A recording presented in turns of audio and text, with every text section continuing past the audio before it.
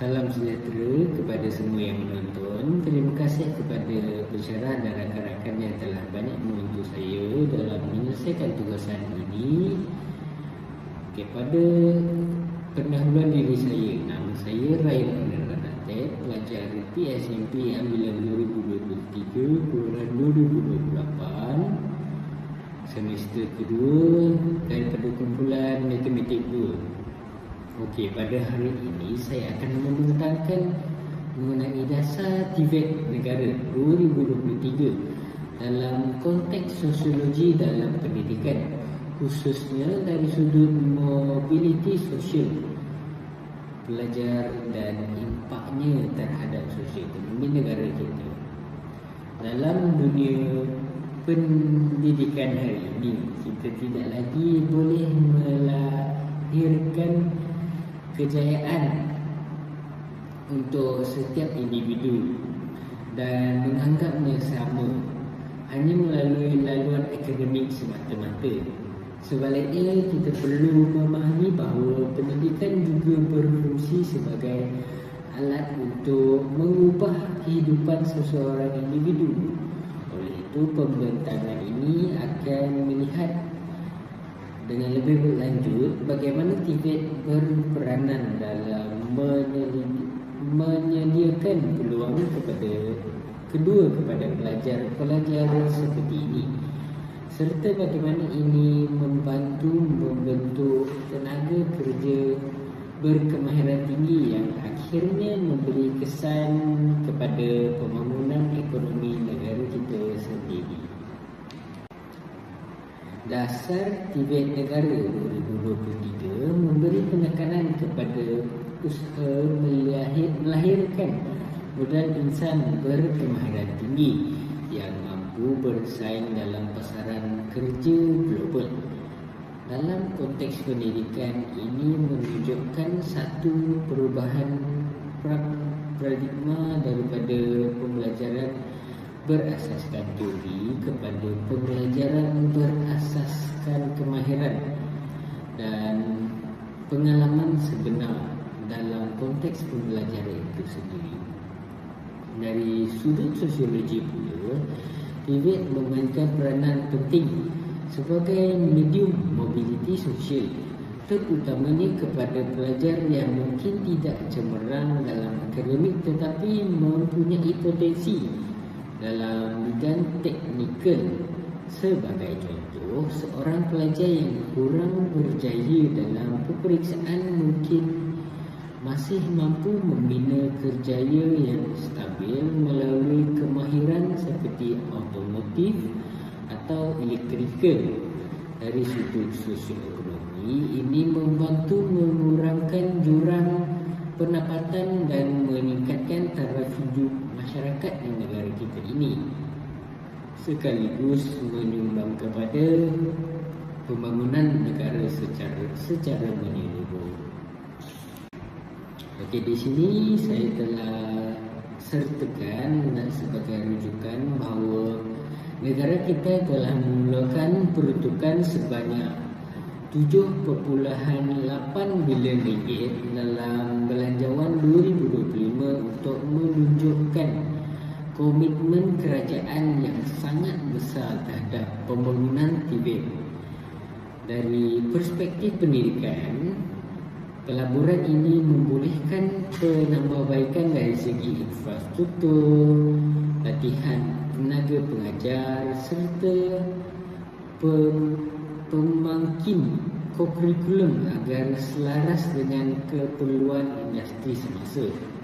Namun begitu, dari sudut sosiologi pula, persoalannya yang perlu ditanya ialah sama ada pelaburan ini benar-benar sampai kepada golongan sasaran atau tidak. Dari segi sosioekonomi pula, pelaburan dalam pendidikan teknikal ini sebenarnya merupakan satu strategi jangka masa panjang untuk meningkatkan produktiviti negara.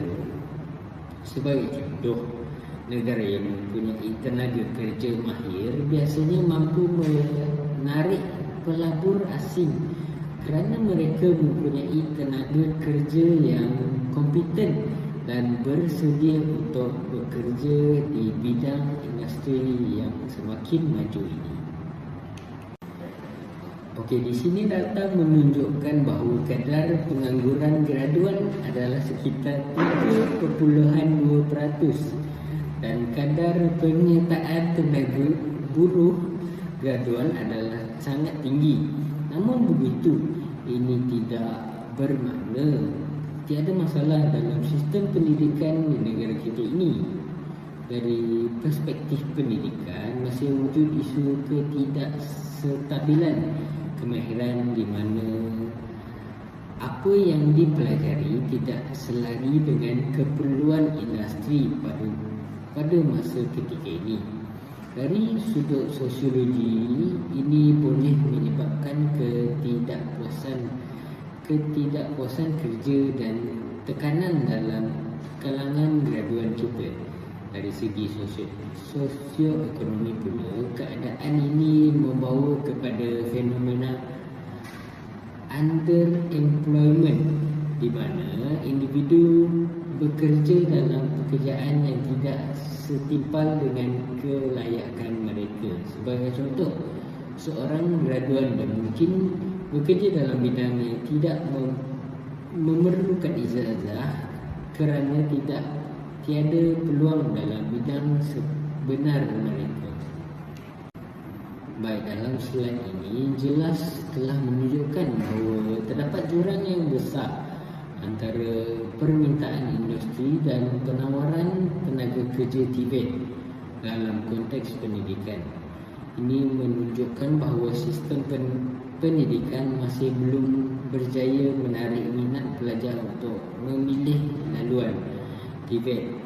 Dari sudut sosiologi, salah satu faktor utamanya ialah stigma masyarakat yang menganggap TVET ini sebagai pilihan kedua atau untuk pelajar yang lemah sahaja.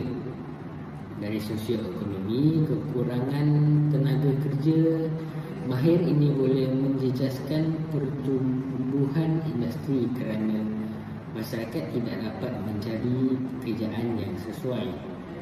Sebagai contoh, sektor pembuatan memerlukan ramai pekerja mahir, tetapi kekurangan pekerja dalam bidang ini menyebabkan peluang ekonomi tidak dapat dimaksimumkan.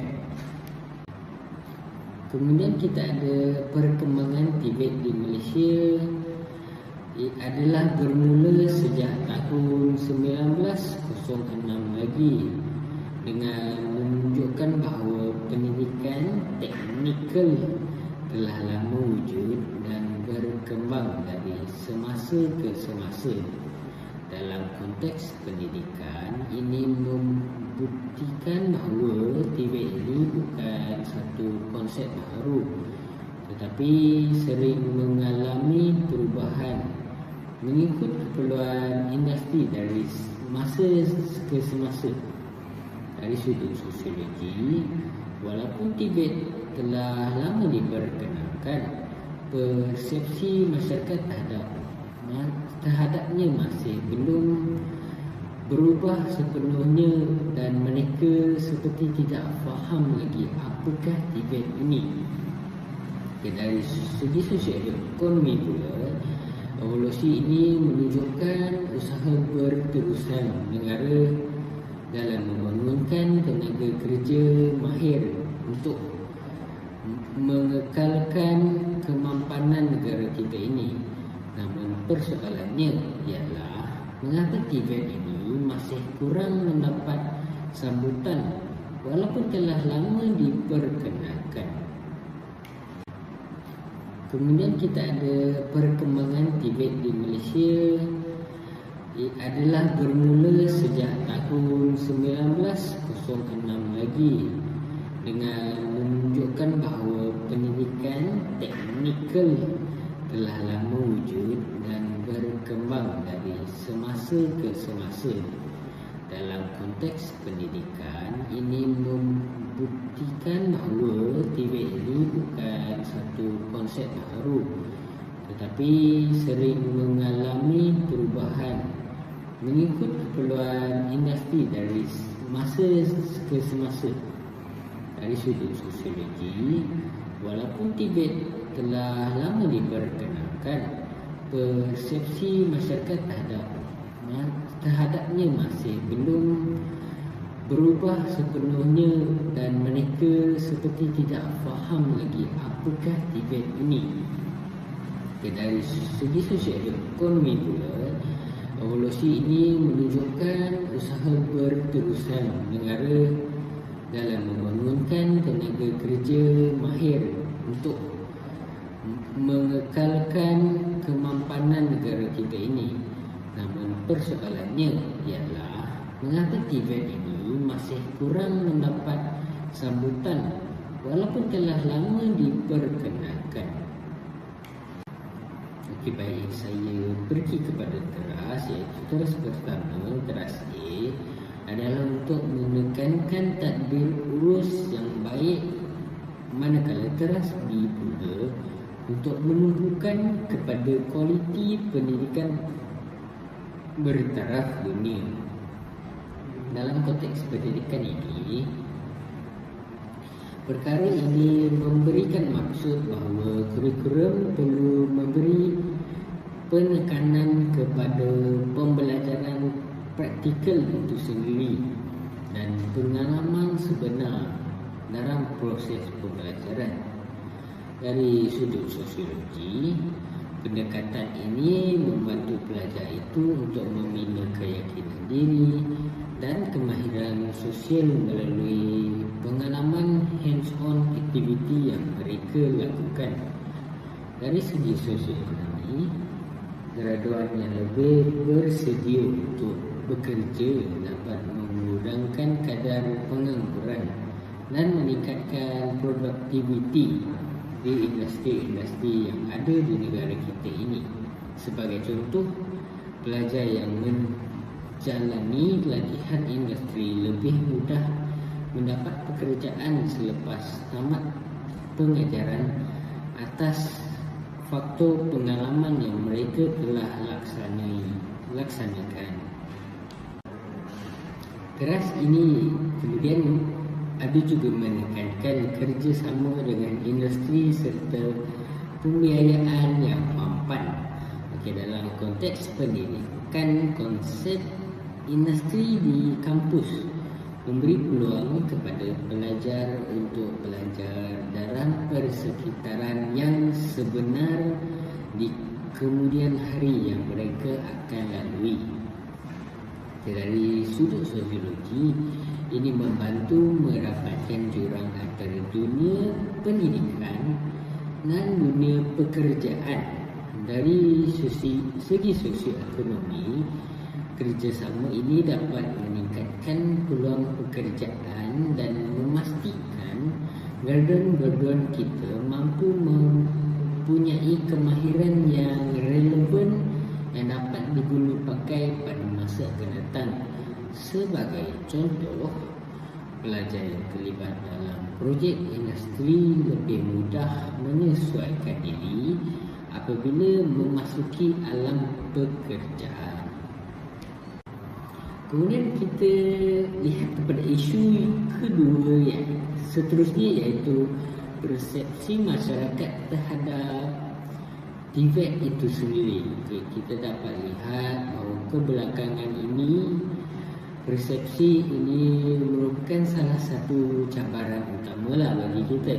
Dalam konteks sosiologi ini berkaitan sangat rapat dengan stratifikasi sosial, di mana laluan akademik dianggap lebih tinggi statusnya berbanding laluan kemahiran.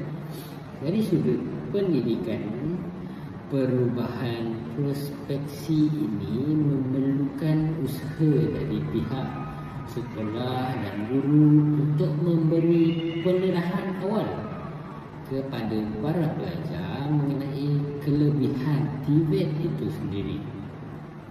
Dari segi sosioekonomi, jika persepsi ini tidak berubah, maka negara kita akan terus menghadapi kekurangan tenaga kerja yang mahir.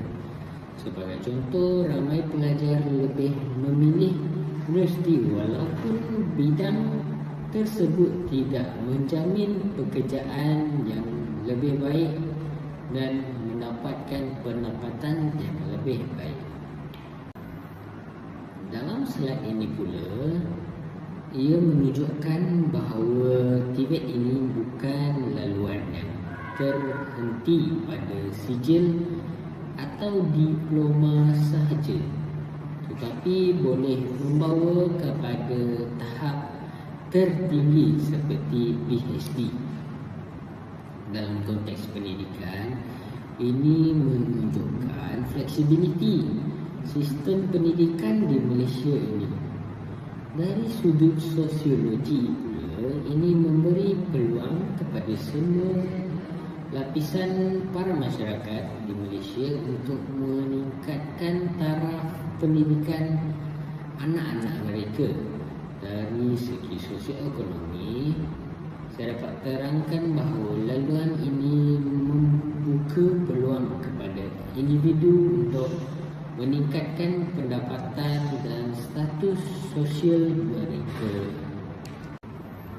Baik, seterusnya kita ada pelbagai bidang dalam industri yang ada di Malaysia ini seperti teknologi, tenaga hijau, elektronik dan pelbagai lagi yang menunjukkan arah masa depan ekonomi di negara kita. Dalam konteks pendidikan, ini bermaksud kurikulum perlu sentiasa dikemas kini agar selari dengan perkembangan semasa. Dari sudut sosioekonomi, bidang ini menawarkan gaji yang lebih tinggi dan peluang kerja yang luas. Oleh itu, TVET ini memainkan peranan yang penting dalam menyediakan tenaga kerja untuk sektor ini. Dalam era revolusi industri 4.0 ini, pendidikan perlu berubah selari dengan perkembangan teknologi yang sedia ada. Dalam konteks pendidikan, guru perlu menguasai teknologi dan menggunakan pendekatan pembelajaran yang lebih fleksibel. Dari sudut sosiologi, pelajar pula perlu dilengkapi dengan kemahiran abad ke-21 seperti pemikiran kritis dan penyelesaian masalah. Dari segi sosioekonomi, negara yang mampu menyesuaikan diri dengan teknologi akan lebih maju dan kompeten untuk bersaing di industri yang lebih luas ni. Okey, sekarang kita pergi kepada persoalan utama dalam pembentangan ini, iaitu sama ada TVET ini sebenarnya benar-benar mampu meningkatkan mobiliti sosial di negara kita. Baik, jawapannya adalah ianya amat mampu, tetapi dengan syarat pelaksanaan yang berkesan. Dalam konteks pendidikan, akses kepada TVET perlu diperluaskan dan kualitinya perlu dipastikan. Dari sudut sosiologi, perspektif masyarakat pula perlu diubah agar TVET ini dilihat sebagai pilihan utama. Dari segi ekonomi pula, keberkesanan TVET amat bergantung kepada sejauh mana ia mampu meningkatkan kerjaya dan pendapatan graduan itu sendiri. Sebagai kesimpulan, TVET ini dia bukan sekadar satu dasar pendidikan, tetapi merupakan satu strategi pendidikan dalam pembangunan negara kita. Dalam konteks pendidikan, ia memberi peluang kepada para pelajar untuk belajar melalui pengalaman mereka sendiri, iaitu pengalaman yang sebenar mereka melakukan sesuatu amali ataupun aktiviti-aktiviti yang berkaitan hands-on. Dari sudut sosiologi, ini membantu meningkatkan mobiliti sosial dan mengurangkan jurang ketidaksamaan antara masyarakat yang berpengetahuan tinggi dan masyarakat yang kadarnya lemah sedikit.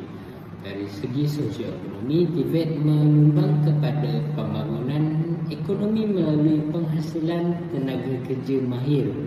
Oleh itu, kejayaan TVET sangatlah bergantung kepada pelaksanaan yang berkesan serta perubahan persepsi masyarakat itu sendiri terhadap pendidikan berdasarkan kemahiran ini. Maka itu sahaja daripada saya. Sekian, terima kasih.